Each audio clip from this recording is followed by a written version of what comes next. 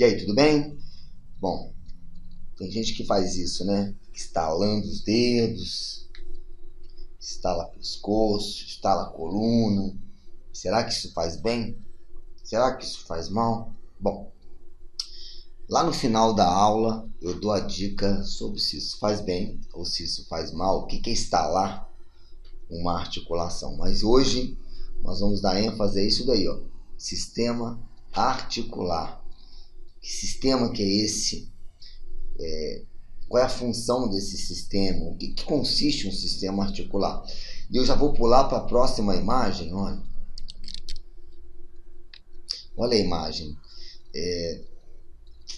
A imagem mostra à esquerda algumas articulações, uma articulação normal e uma outra articulação atingida, agredida por uma doença chamada de artrite reumatoide. Não é artrose, é artrite reumatoide. A gente percebe na imagem à direita a deformação dos dedos da mão devido a essa doença. Essa é uma doença, por exemplo, a artrite reumatoide, que afeta algumas articulações do corpo, produzindo a deformação das mesmas e, consequentemente, interferindo na função dessas estruturas ou dessas regiões anatômicas. Então, hoje nós temos como objetivo de aula identificar essas articulações, né? O que são articulações, onde elas se encontram, quais são as características dessas articulações e, lógico, como nesse primeiro slide, realizar algumas correlações clínicas, as mais comuns, as doenças que mais afetam as nossas articulações. Então, vamos lá? Então a pergunta é, o que é uma articulação? O que caracteriza uma articulação?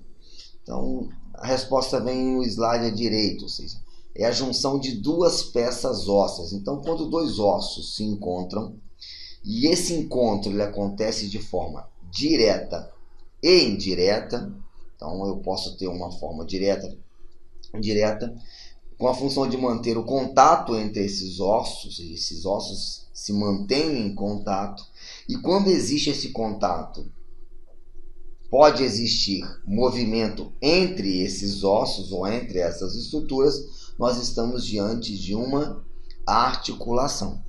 Então, ou seja, a articulação é a união de dois ossos e essa união pode permitir ou não movimento entre as estruturas ósseas. Como a união, ou seja, a junção, as articulações também podem ser chamadas de junturas.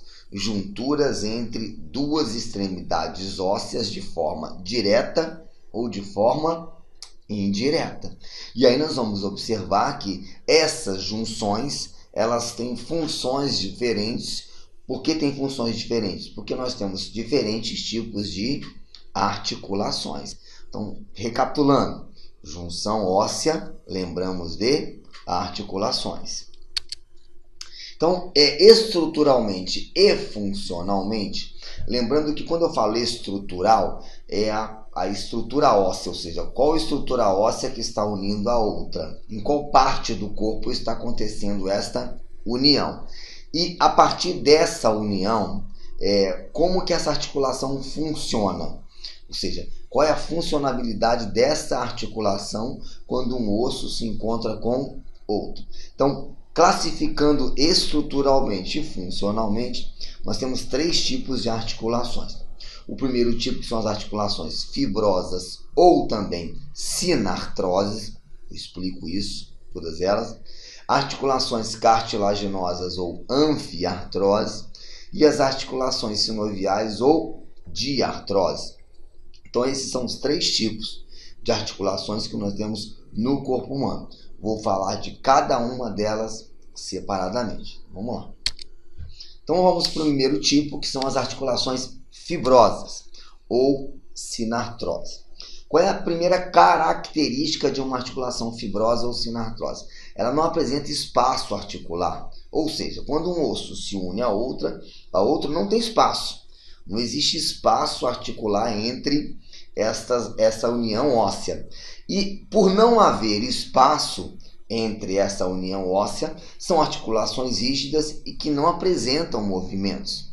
São articulações que não têm movimentos. Por quê? O que determina delas não terem movimentos? É a ausência de espaço articular. Então, dentro do corpo, essas articulações podem ser classificadas de 3 tipos. Elas podem ser suturas, sindesmoses ou gonfose, ou não, egonfose. Então, ela pode ter uma sutura, eu posso ter uma sindesmose e eu posso ter uma gonfose. Vou falar de cada uma delas e onde que essas articulações se encontram. Então, nós temos o primeiro tipo, que são as suturas, ou seja, suturas são articulações fibrosas encontradas entre os ossos do crânio e da face. E a gente observa nessa imagem à direita, então a união dos ossos da calota craniana acontecem de forma direta. Então, quando um osso se une a outra, forma um tipo de articulação chamada de sutura. E por que essa articulação é uma articulação fibrosa? Porque o nosso crânio, duro, olha lá, não pode se mover. Os ossos da calota craniana, por exemplo, tem essa função de proteger a região do sistema nervoso localizada no seu interior, que é chamada de encéfalo. Então não pode haver movimento entre esses ossos. Então a sutura é, na realidade, uma articulação fibrosa localizada entre os ossos do crânio e da face, que impede o movimento desses ossos pela proteção das estruturas que estão no seu interior. Então aí nós temos o primeiro tipo de articulação fibrosa. A gente tem que lembrar que antes dessas articulações se consolidarem, ou seja, quando um osso se une ao outro, previamente a isso, essas articulações fibrosas são constituídas não pelo contato direto entre os ossos. Existe um tecido conjuntivo fibroso, que na realidade são chamadas de fontanelas ou moleiras. Essas fontanelas ou moleiras, elas são importantes porque elas dão mobilidade inicial para o crânio das crianças em si e permite o próprio crescimento do encéfalo, né? Então, mas mesmo assim é importante que nesse período de crescimento, em que antes de terminar a consolidação desses ossos, tem que tomar muito cuidado com quedas em relação à criança, porque fica uma parte do tecido encefálico praticamente sem proteção óssea. Então a gente observa isso daí. Como as moleiras são temporárias, elas se fecham e permite a formação das suturas. Já o segundo tipo de articulação fibrosa, ela recebe o nome de sindesmoses, né? Então, sindesmoses, por definição, ou seja, os ossos eles são unidos por um tecido conjuntivo fibroso interposto, que recebe o nome de membrana interóssea. Então, eu só consigo observar uma sindesmose em 2 lugares. Entre os ossos do antebraço, ou seja, entre o rádio e a una, e entre os ossos da perna, entre a tíbia e a fíbula. Qual é a função dessa membrana interóssea? É manter esses ossos firmemente unidos. Esses ossos precisam ficar unidos para que eles não se separem.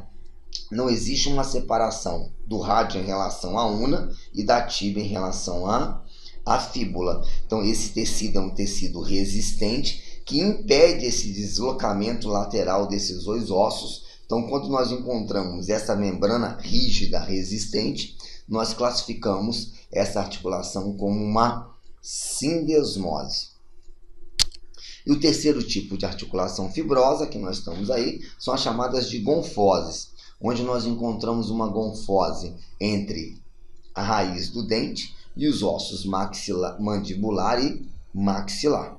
Então, quando nós observamos uma gonfose, ou seja, a união da raiz do dente com esses 2 ossos, nós temos uma presença de uma gonfose. E a gente tem que perceber, lógico, que uma vez formada a dentição permanente, esses ossos não podem ficar se movimentando, senão eles saem do local. Lógico, então eles têm que estar firmemente unidos, existe um tecido conjuntivo de união lá da raiz dentária, e esse tecido mantém, lógico, esses dentes firmemente unidos. Só que, lógico, a gente tem que perceber que quando essas articulações se formam de maneira não uniforme, não alinhada, pode interferir diretamente, por exemplo, na capacidade de morder, de mastigar. E aí o pessoal da odontologia, ele consegue, através de uma técnica de ortodontia, por exemplo, fazer a correção, o posicionamento articular dos dentes em si e manter esse sorriso bonito como está aí na foto, né? Então, e aí nós temos um exemplo específico de uma gonfose em que a raiz do dente está firme tanto no osso maxilar em cima quanto o osso mandibular embaixo, ok?